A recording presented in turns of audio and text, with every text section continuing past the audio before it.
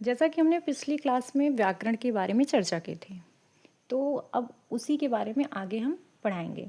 तो हिंदी व्याकरण, उसमें बताए थे व्याकरण वह विद्या है, व्याकरण वह शास्त्र है जिसके द्वारा हम शुद्ध शुद्ध पढ़ना, लिखना तथा बोलना सीखते हैं, उसे व्याकरण कहते हैं। और हमने ये भी बताया था कि व्याकरण के कितने अंग होते हैं, कितने भेद होते हैं, 3। एक वर्ण विचार, दूसरा शब्द विचार, तीसरा वाक्य विचार। अब हम इसमें हिंदी व्याकरण के बारे में चर्चा करेंगे। तो व्याकरण में देखिए, इसमें जो है विभाग, इसको कितने भागों में बांटा गया, 4 भागों में। वर्ण विभाग, शब्द विभाग, पद विभाग, वाक्य विभाग। तो हिंदी व्याकरण को 4 विभाग में विभाजित कर दिया गया है। वर्ण विभाग, शब्द विभाग, पद विभाग, वाक्य विभाग। तो सबसे पहले वर्ण के बारे में हम पढ़ेंगे। वर्ण होता क्या है? तो वर्ण विभाग के अंतर्गत हमें क्या क्या चीज़ें पढ़नी है? वर्णमाला, वर्तनी, विराम चिन्ह। तो सबसे पहले हम वर्णमाला के बारे में पढ़ेंगे।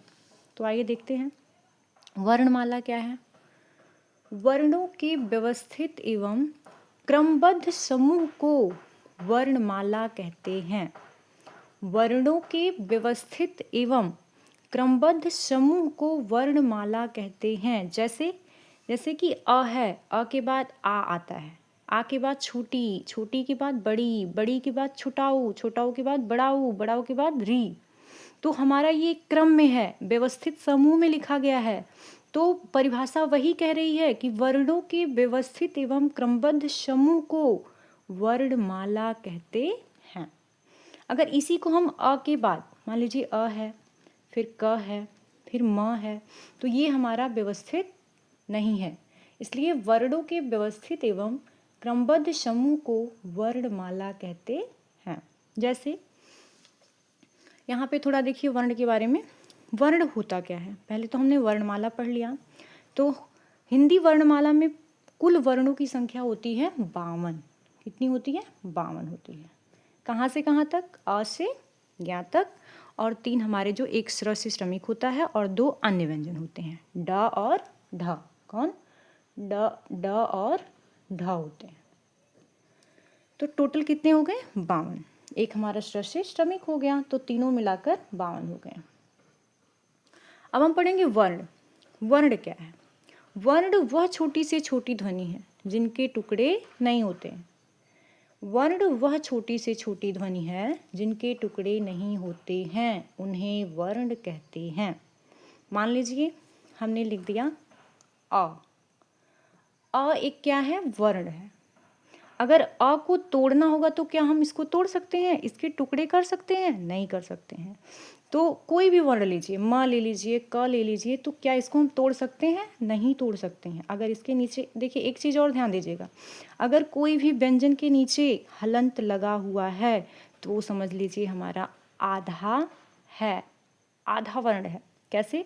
क्योंकि म, जब हम म का उच्चारण करते हैं तो म के उच्चारण में हमारा क्या आता है? स्वर आता है अ, तब जाके हमारा पूरा व्यंजन होता है म। ठीक है? तो वर्ण हम पढ़ रहे थे। वर्ण वह छोटी से छोटी ध्वनि है जिनके टुकड़े नहीं होते हैं, उन्हें वर्ण कहते हैं। देखिए ध्यान से सुनिएगा कि ध्वनि और वर्ण, इनमें अंतर क्या होता है।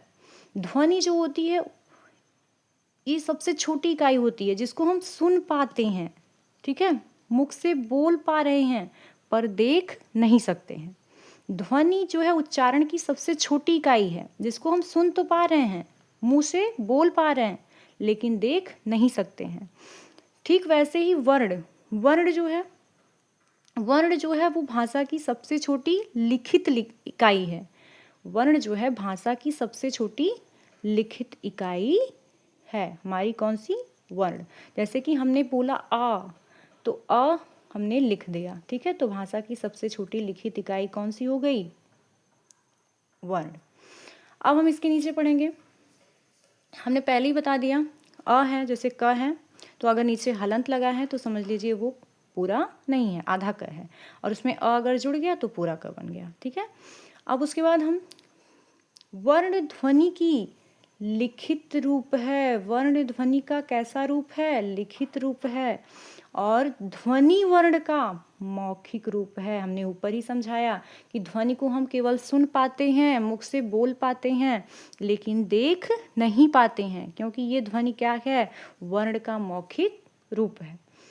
अब वर्ण ध्वनि जो है लिखित रूप है, वर्ण ध्वनि का लिखित रूप है, लेकिन ध्वनि जो है वर्ण का क्या है, मौखिक रूप है।